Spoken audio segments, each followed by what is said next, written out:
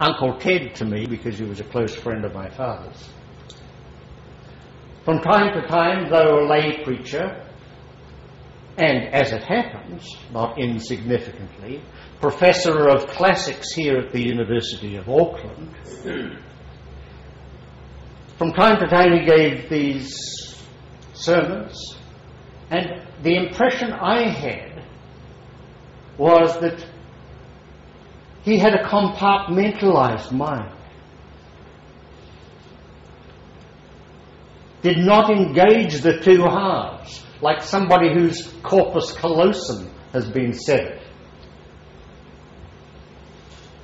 I found that impression confirmed when at the age of 16 I spent a weekend with him in his home up in the Titirangi Ranges, discussing all my concerns as a youth who was intent on becoming a missionary or a minister, following in the footpaths of my forebears, who'd all been one or the other.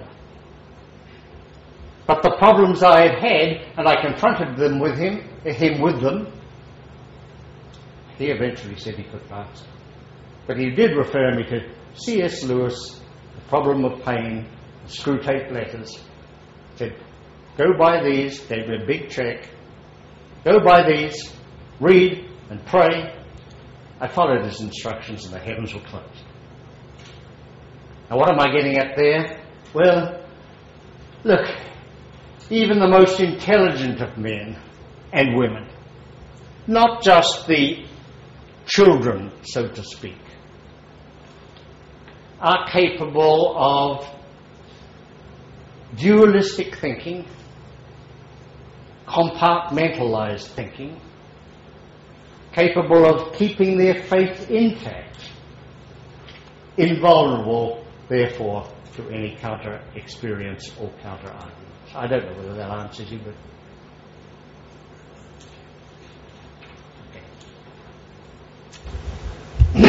You touched on morality, and something that has been interesting to me lately is this stuff that Mark Hauser and their lot have been talking about morality having an innate framework biologically.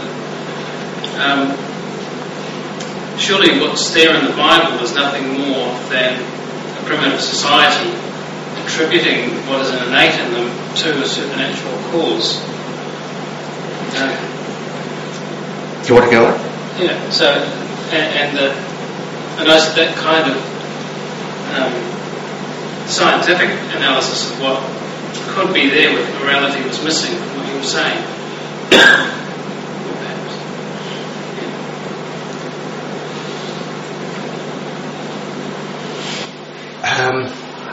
I guess I'm not quite sure what issue you're raising.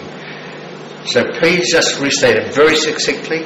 Okay, so nowadays there appears to be a scientific take on morality that it's actually a biological feature that's evolved into our minds, and that it would be reasonable to see that in a lot of these old religious documents that people would attribute what's innate in themselves to a supernatural. Okay, yes, thank you. Thank you for restating it.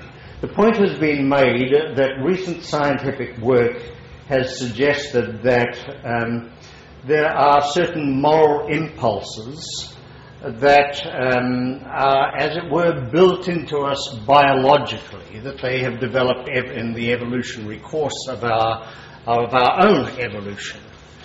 And viewed from that standpoint, one might look at something like the morality of the Bible and say of it that, well, this was just primitive people projecting onto a supernatural agent what their own moral senses yielded. I have no problems with that. I think that is almost certainly true.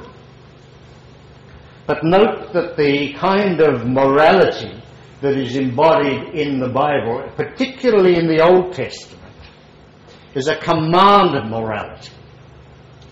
And I think it's, who is it, Kohlberg, who's done the work on moral psychology among children.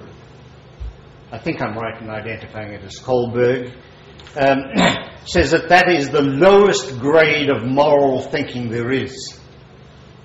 Purely authoritarian, thou shalt not type of morality. And of course, that humans have developed a moral sense, I do not doubt. My own view is that the prime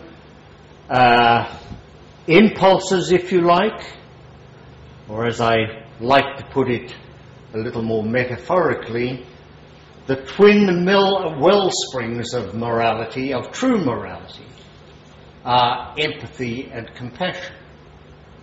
And I think that there are very good evolutionary accounts as to how those twin sentiments can arise and why they did, what their evolutionary advantages were.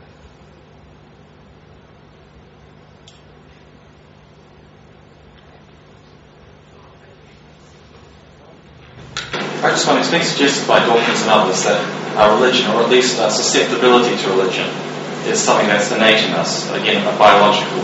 And if that is the case, does that mean that attempts to eliminate religion can be fruitless? It's this thing that is innate in us. Oh, okay.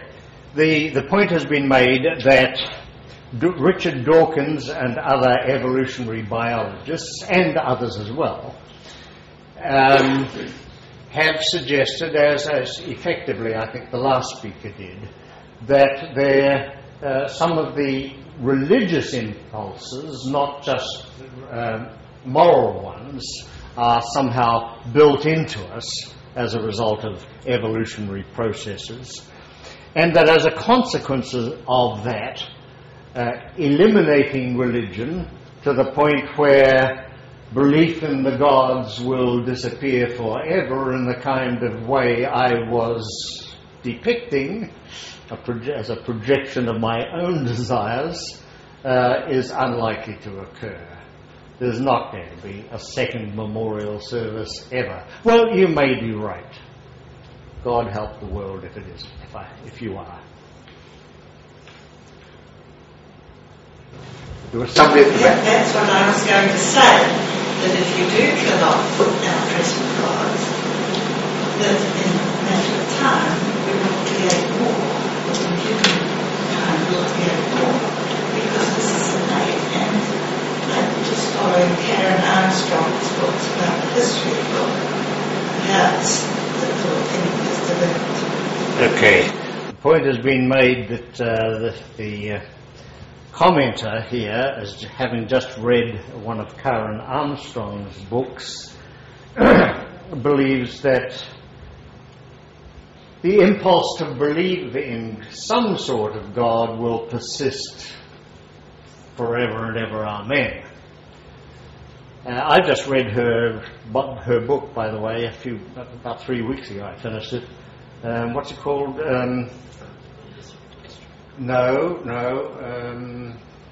The biography of the Bible.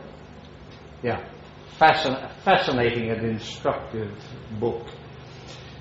Look, I'm not a soothsayer. I'm not a foreteller, a teller of the future. I don't know.